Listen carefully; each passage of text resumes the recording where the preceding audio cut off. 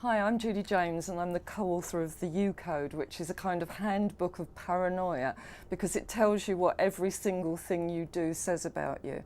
We've dissected your image and we've done it a bit like an impressionist painting. So it's all those little daubs and spots which will be every choice that you make in your daily life and the way that you behave with objects that you choose to consume or buy.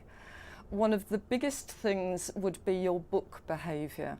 Now, books are psychologically fascinating because they all resonate from childhood. We're usually brought up to have a degree of respect for the book. It kind of speaks of authority, it speaks of superior knowledge, and it's one of those items that even as a small child, you were probably told to behave well with your book. Your subsequent behaviour and the way that you pick up a book and read it will therefore be psychologically fascinating because it will give so much insights about you, your attitude to authority, your perceived status in life, all from the way that you read the books that you buy. Firstly, there's what I've called the Pica. Now, the Pica is fascinating because they are able to read a book without it even looking as though it's been read. They leave a book completely pristine. They're probably slightly obsessive compulsive, but in a way they're also quite empathetic because in their mind they're probably thinking, I can pass this on to somebody else and it will be a nice clean book to look at. But what that means is in terms of instant or delayed gratification, they're literally sitting there reading it page by page, possibly missing what's down the spine because they can really only see the edges. So very pristine, very neat, very mindful of other people. On the other hand, you get what I've called the crusher. These people maul a book. They're totally dominant. They will crack the spine as they're reading it. They will be turning the pages over.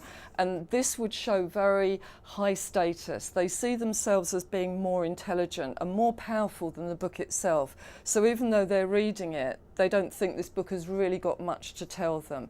So lots of ripping the pages over, folding it up, leaving it open by the bedside at night as well. So somebody who has very little respect for authority.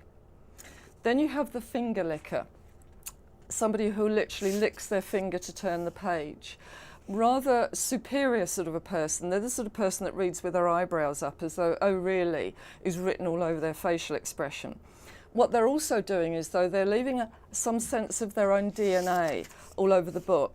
And what that means is there's somebody who, in animal terms, likes to mark their territory. So they're almost spraying their territory like a dog and taking total ownership of the book.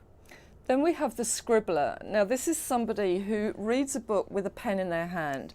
And they're either the Asbo of the book reading world, which means that they've got no respect for the words on the page whatsoever. All they see is paper and they use it a bit like a drawing or a colouring book. So they're really defacing what they see on the page. Complete lack of respect for authority. Or you get the people who are very superior and they will read a book and they will go through writing their own notes in the margin. And these are people with massive egos. They actually believe that what they've got to say is going to be of great interest to anybody else reading the book. So they see themselves as a critic. In other words, they think that they're better than anything that they would be reading here. And then lastly, you have the hopper. The hopper is somebody that can't read a book in a linear way. What they tend to do is they will go straight to the back pages and they will read the end of the book to try and find out whether it's worth reading the front of the book. Somebody quite neurotic, quite anxious that they might end up reading a book that wasn't worth it, but also somebody instant gratification. They want to get to the best bit first. And if they're eating food, the same thing would apply. They'd want to eat the best bit of the food. They're very greedy people. They can't wait till later.